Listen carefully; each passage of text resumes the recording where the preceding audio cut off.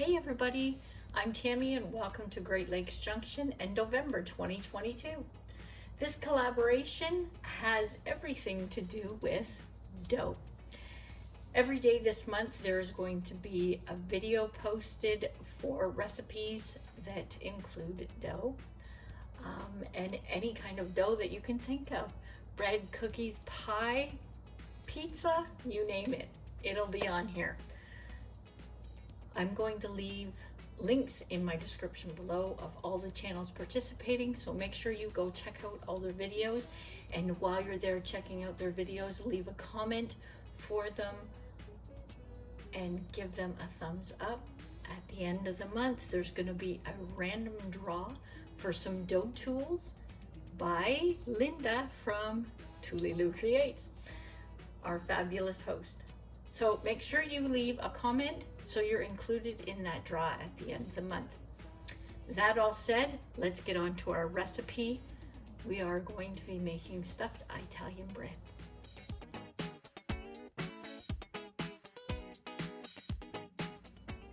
I'm going to be making this recipe in a stand mixer. If you don't have one, totally fine. You can do this by hand. It's not a big problem. It's just easier for me to do it with the machine. So I have 2 1/4 teaspoons of yeast and 2 teaspoons of sugar.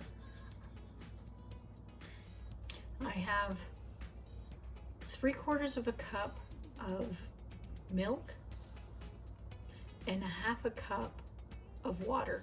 And this is lukewarm, baby bottle warm to the touch. You don't want it too hot or it will wreck your yeast. Being as this is quick yeast, you don't need to let it sit for any length of time. You can just go straight ahead and keep making your dough.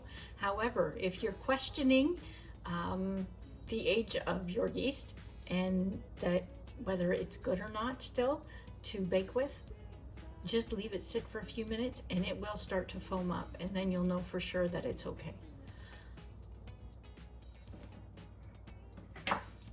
And hopefully you can see that this has foamed up and is good to go, so we can continue on with our bread recipe. So next is the flour. You can use all-purpose flour for this recipe, not a problem. I use bread flour. It has a chewier texture to the bread itself when it's complete. So you can use it if you want, but if you don't have it, it's not a big deal. I find sifting my flour as well is so much better. It gives it a lot bigger lift.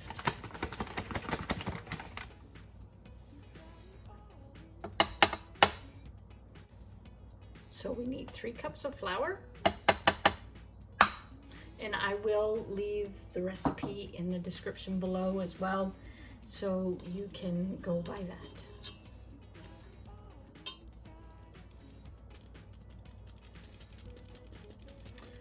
Oh, and it wouldn't be a normal day if I wasn't making a mess in the kitchen.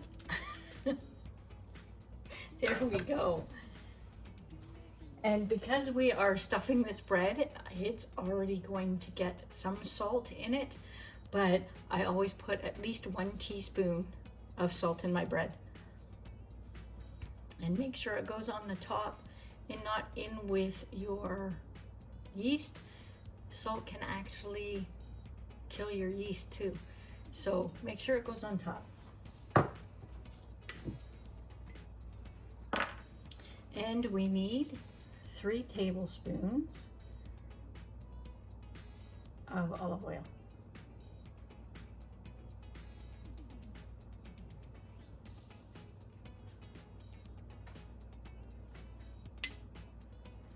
And that is it. That's our base recipe. So we're gonna mix this for 10 minutes. We're gonna let it knead. If you don't have a machine, you can knead it for 10 minutes by hand as well. until we get a soft, pliable dough.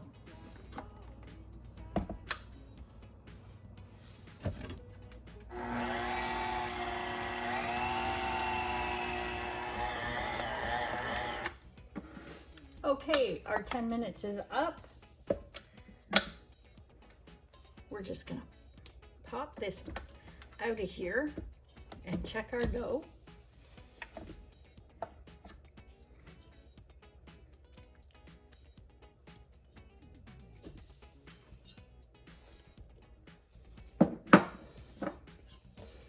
And it is ready. It's soft and it's not ripping when we pull on it. So what we're gonna do now is we're just gonna oil this bowl a little bit.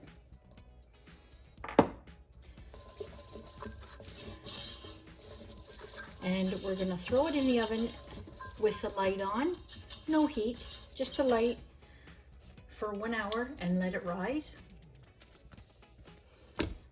We'll coat that dough ball and it should double or more in that 1 hour.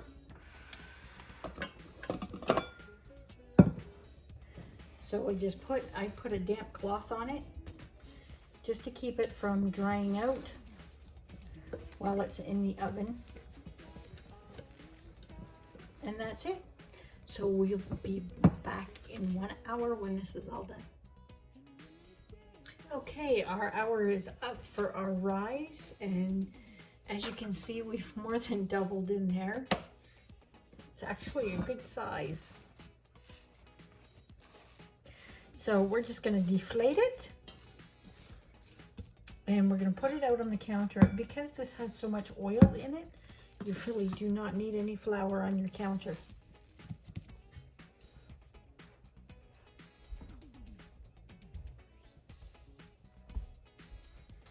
So all I'm going to do now is knead this just a little bit, knock it down, flatten it out, and make it into a rectangle.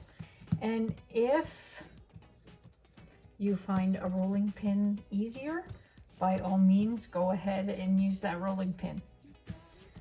I find it just as easy to do it this way, and I don't want it too thin.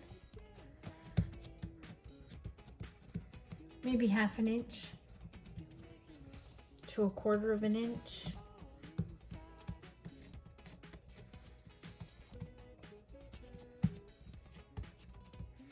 Some doughs you find that they bounce back when you are stretching them. And if that happens, keep stretching them, and sometimes even let it sit for a few minutes to stretch back in, and just keep stretching. So that's what we're going to do with that. Now this can go into a bread pan, or you can do it free form on a baking sheet. Totally up to you. I'm going to use a bread pan. So all I do is put it up here just to measure it and make sure it's going to fit, that this is wide enough to fit in that pan, and it is. It's a little bit bigger than what we need, but that's okay. So now all we do is, I have gotten some basil from the grocery store. Sometimes I make my own, but I don't have any fresh basil on hand because it's fall now. So I just went out and bought some. If you don't like basil, you can use your favorite spaghetti sauce or marinara sauce, and you could also even use a white sauce in here. All I'm going to do is put about 3 tablespoons, 2 to 3 in here, and we're going to spread it out.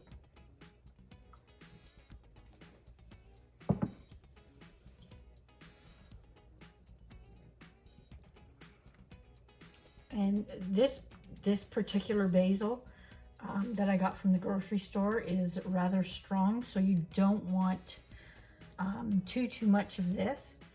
But if you get one that you really love, you can put as much on as you want. Try not to get too close to the edges so it doesn't bake out, and make it your pan or your bread stick to your pan. And then we have about a cup of mozzarella cheese. You could use your favorite cheese. And if you have sliced mozzarella, it's a little bit better than shredded for rolling up. It just lays flatter. But if all you have is shredded, that's fine too.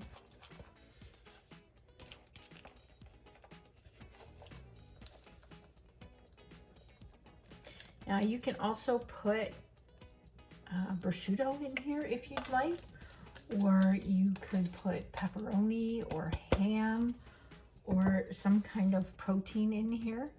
Chicken would even be good in here. I love making this bread for making grilled cheese. Oh my gosh, it's so good. So that's it. We're just gonna roll it up. And it doesn't have to be perfect. Just roll it the best you can. I just kind of push the ends down on both sides as I go, just so it seals up a bit, and again, it doesn't bake out.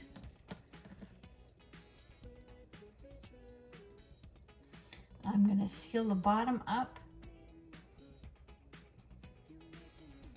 and just pinch it best you can.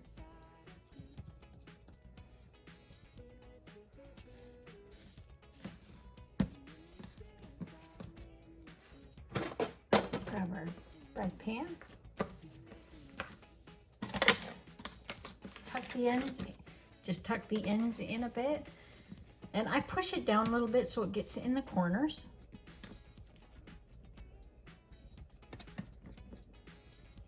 And then I'm going to grab a knife and we're going to run a slit down the top. So to put the slit in, I just grab a sharp knife.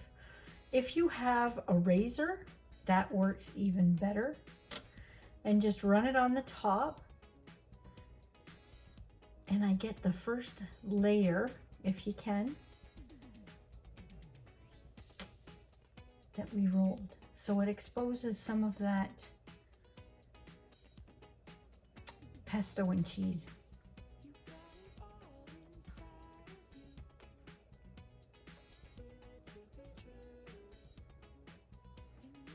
There, just like that. And we're gonna let this rise for another 30 minutes. And while that's rising, we're gonna preheat the oven to 400. So we'll be right back when this rises. Make sure to cover it up just so it doesn't dry out on the top, and keep it in a warm spot. Okay, so our 30-minute rise is done.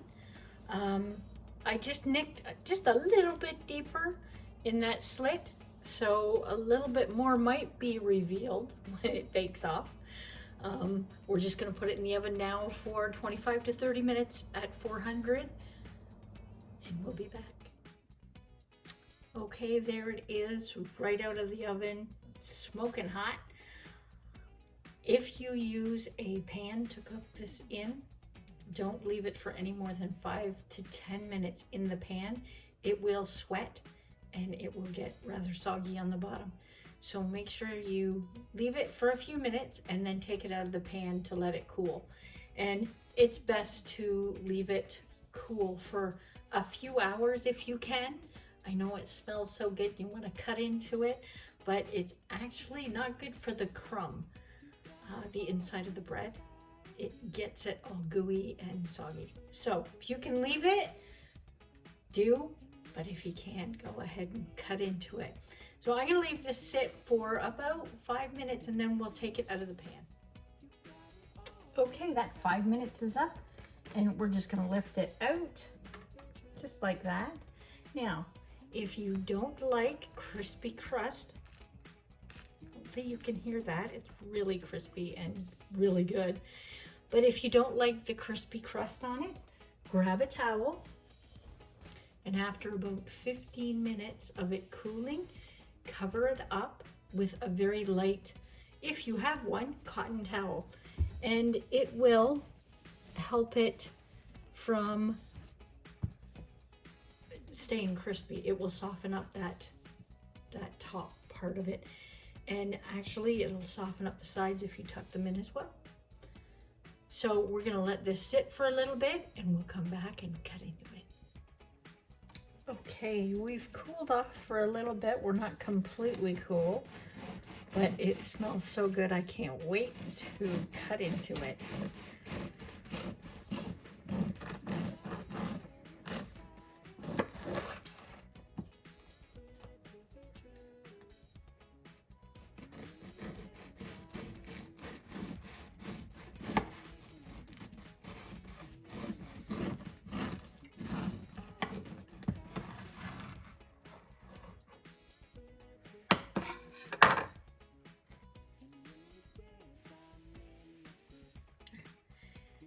It smells so good. You can smell the basil from the pesto in there. It is an awesome recipe for nibbling on, for toast, even with an egg, or a really good grilled cheese sandwich.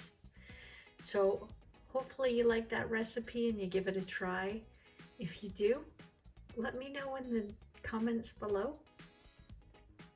Hit that thumbs up for me, and if you like our content, hit that subscribe button. Don't forget to leave a comment for the draw at the end of the month with Tulilu Creates. Thanks for stopping by here at Great Lakes Junction. Until next time, stay safe.